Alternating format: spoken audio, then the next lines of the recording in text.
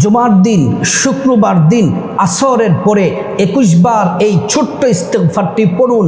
আল্লাহ তাআলা কোনো চাওয়াই আপনার অপূর্ণ রাখবেন না।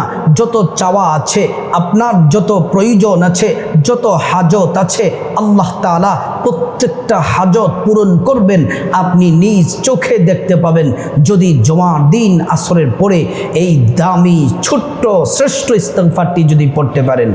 সম্মানিতা মা বোন, আমার মুসলিম ভাইয়েরা, জুমার দিন অত্যন্ত দামি, জুমার দিন অত্যন্ত শ্রেষ্ঠ, অত্যন্ত মর্যাদাবান।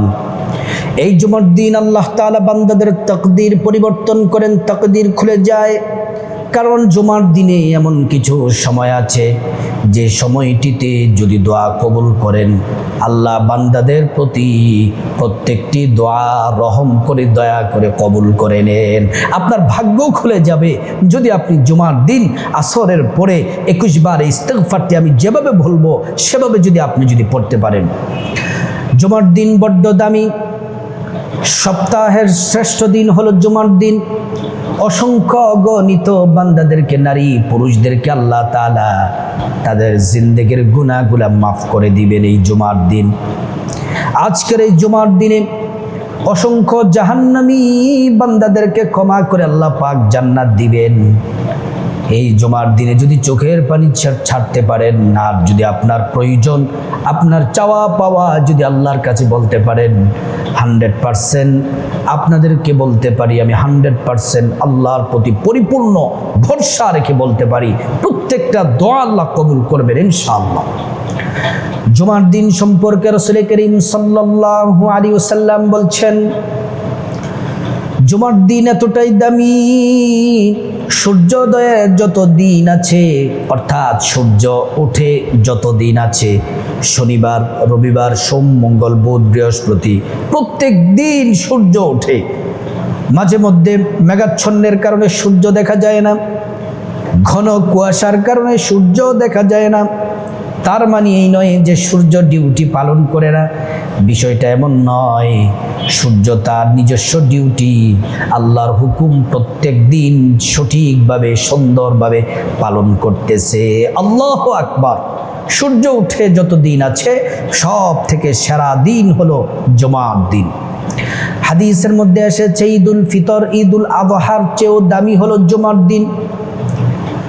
জুমার দিন খুলিক আদম আলাইহিস সালামকে আল্লাহ পাক সৃষ্টি করেছেন। জুমার দিনে আদম আলাইহিস সালামকে জান্নাতে প্রবেশ করিয়েছেন। যখন আদম হাওয়া আলাইহিস সালামকে জান্নাত থেকে বের করে দিলেন, দুনিয়ায় যখন তারা আসলেন, এই জুমার দিন শুক্রবার দিন আল্লাহ রাব্বুল আলামিন তাদেরকে ক্ষমার ঘোষণা দিয়েছিলেন। শুধু তাই নয়, জুমার দিন শুক্রবার দিন কিয়ামত সংঘটিত হবে, পৃথিবী লয় হয়ে যাবে, ক্ষয় হয়ে যাবে এই জুমার দিন। জুমার দিন বড় দামি। আল্লাহর নবী সাল্লাল্লাহু আলাইহি ওয়াসাল্লাম সাহাবীদেরকে বললেন, সাহাবীরা রে, তোমরা শুনে নাও, জুমার দিন এমন একটি সময় আছে যে সময়টিতে বান্দাদের দোয়া কবুল হয় আশা করা যায়, বান্দাদের দোয়া কবুল হয় আশা করা যায়। আল্লাহর নবী সাল্লাল্লাহু আলাইহি ওয়াসাল্লামকে সাহাবীরা বললেন, ইয়া রাসূলুল্লাহ, জুমার দিন কোন সময় দোয়া কবুল হয় আপনি আমাদেরকে জানিয়ে দেন। আল্লাহর নবী বলছেন, বাদাল আসরি ইলা গুয়ুবাতিশ শামস, আসরের পর থেকে মাগরিব পর্যন্ত এই সময়টি বড়ই দামি। তোমরা যদি আসরের নামাজ পড়ে তোমরা যদি দোয়া করতে পারো, আল্লাহ তাআলা প্রত্যেকটা দোয়া রব্বুল আলামিন কবুল করে নেবেন। এজন্য আল্লাহ রাব্বুল আলামিন কোরআন আল কারীমে রাসূলুল্লাহকে জানিয়ে দিয়েছেন, ওয়া ইযা সাআলাকা ইবাদি আন্নী ফাইন্নী করিব উজিবু দাওয়াতাদ দাঈ ইযা দাআন। আল্লাহ রাব্বুল আলামিন বলছেন, হাবিব মুহাম্মদ সাল্লাল্লাহু আলাইহি ওয়াসাল্লাম আপনাকে যদি জিজ্ঞেস করে, আপনার উম্মতেরা, আমার বান্দারা যদি জিজ্ঞেস করে আমি আল্লাহ সম্পর্কে, রব সম্পর্কে, আপনি জানিয়ে দিবেন করিব, আমি অতি নিকটে আছি। আমি আল্লাহর কাছে তারা যা চাইবে, যা বলবে, আমি আল্লাহ তাআলা তাদেরকে তাই দিয়ে দিব। এজন্য জুমার দিনে আসরের পরে, আসরের নামাজ পড়ার পরে 21 বার ইস্তেগফারটি পড়বেন। এই ইস্তেগফারের ফজিলত কি কি, পড়লে কি পাবেন, কি কি পুরস্কার আল্লাহ দিবেন, আগে কোরআন থেকে বলবো, তারপর হাদিস থেকে পুরস্কারটি বলে তারপর ইস্তেগফারটি আপনাদেরকে বলে দিব। আল্লাহ পাক কোরআনের মধ্যে বলেছেন, ফাকুল তুস্তাগফিরু রাব্বাকুম ইন্নাহু কানা গাফফারা ইউরসিলিস সামাআ আলাইকুম মিদরারা ওয়া ইউমদিদকুম বিআমওয়ালিন ওয়া বানিনা ওয়া ইয়াজআল লাকুম জান্নাতিন ওয়া ইয়াজআল লাকুম আনহারা।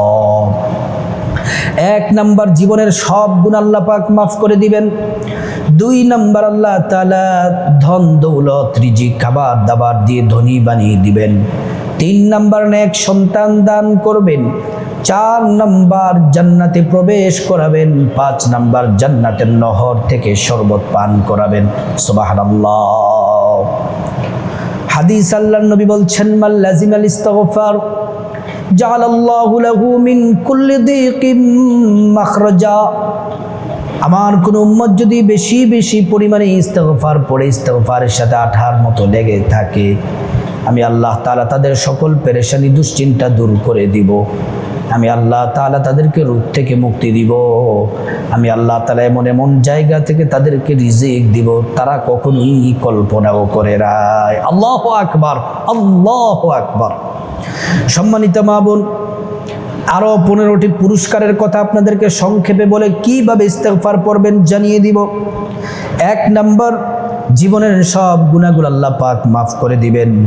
2 নাম্বার, বিপদ বালা মুসিবত দূর হয়ে যাবে। 3 নাম্বার, আল্লাহ রাব্বুল আলামিন আপনার রিজিকের দরজা প্রশস্ত করে দিবেন, ধনী বানিয়ে দিবেন। 4 নাম্বার, পরিবারের অশান্তি দূর হয়ে পরিবারের শান্তি আসবে। 5 নাম্বার, শরীরে ঈমানি শক্তি বৃদ্ধি পাবে। 6 নাম্বার, হৃদয় স্বচ্ছ নির্মল সাদা হবে। 7 নাম্বার, আল্লাহর সন্তুষ্টি অর্জন হবে। 8 নাম্বার, চিন্তা পেরেশানি দূর হয়ে যাবে। 9 নাম্বার, রহমতের বৃষ্টি বর্ষণ হবে।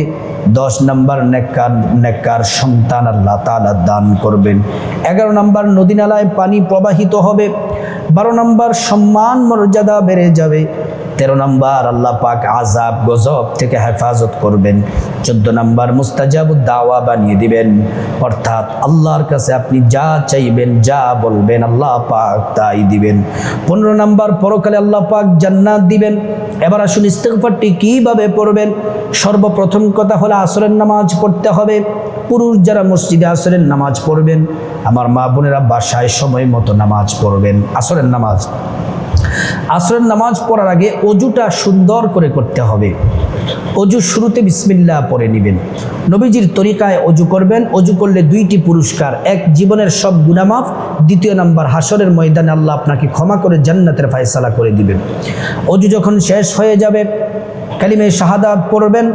জান্নাতের সব দরজাগুলো আল্লাহ পাক খুলে দিবেন। যে দরজা দিয়ে আপনার জান্নাতে প্রবেশ করতে মনে চায়, ওই দরজা দিয়ে আল্লাহর জান্নাতে প্রবেশ করবেন। সুবহানাল্লাহি ওয়া বিহামদিহি। তারপরে আসরের নামাজ পড়ে নেবেন। আসরের নামাজ কত রাকাত? 8 রাকাত। 4 রাকাত সুন্নাত, 4 রাকাত ফরজ। নামাজ যখন শেষ হবে, সর্বপ্রথম আপনারা একবার পড়বেন আল্লাহু আকবার, তারপরে 3 বার পড়বেন আস্তাগফিরুল্লাহ, আস্তাগফিরুল্লাহ, আস্তাগফিরুল্লাহ। তারপরে তাসবিহ তাহলিলগুলা পড়বেন। পড়ার পরে সর্বপ্রথম 11 বার দুরূদ শরীফ পড়বেন। সাল্লাল্লাহু আলা সাইয়্যিদিনা মুহাম্মদ, সাল্লাল্লাহু আলা সাইয়্যিদিনা মুহাম্মদ। 11 বার পড়ার পরে পড়বেন সাল্লাল্লাহু আলাইহি ওয়াসাল্লাম। তারপরে ইস্তিগফারটি 21 বার পড়বেন। কোন ইস্তিগফার? সহজ ইস্তিগফার, আস্তাগফিরুল্লাহ ওয়া আতুবু ইলাইহি, আস্তাগফিরুল্লাহ ওয়া আতুবু ইলাইহি। এই ইস্তিগফারটি 21 বার পড়ে 11 বার দুরূদ শরীফ পড়ে আল্লাহর কাছে মুনাজাতে আল্লাহুম্মা আমিন বলে মুনাজাতে হাত তুলে 11 বার পড়ে নেবেন, ইয়া যাল জালালি ওয়াল ইকরাম, ইয়া যাল জালালি ওয়াল ইকরাম। তারপরে গুনাহ মাফ চাইবেন, আল্লাহ গুনাহ মাফ করে দিবেন। রিজিক চাইবেন, রিজিক দিবেন। রোগ থেকে মুক্তি চাইবেন, রোগ থেকে মুক্তি দিবেন। সমস্ত সমস্যা দূর করে দিবেন। আল্লাহ তাআলার কাছে জান্নাত চাইবেন, টাকা পয়সা ধন দৌলত চাইবেন, সব আল্লাহ পাক দিবেন। আপনার কোনো চাওয়াই আল্লাহ পাক অপূর্ণ রাখবেন না। প্রত্যেকটা দোয়া মহান রব্বুল আলামিন কবুল করবেন। আল্লাহ সুবহানাহু তাআলা আমাদের সবাইকে জুমার দিন এই শ্রেষ্ঠ আমলটি করার আল্লাহ পাক তৌফিক দান করুন।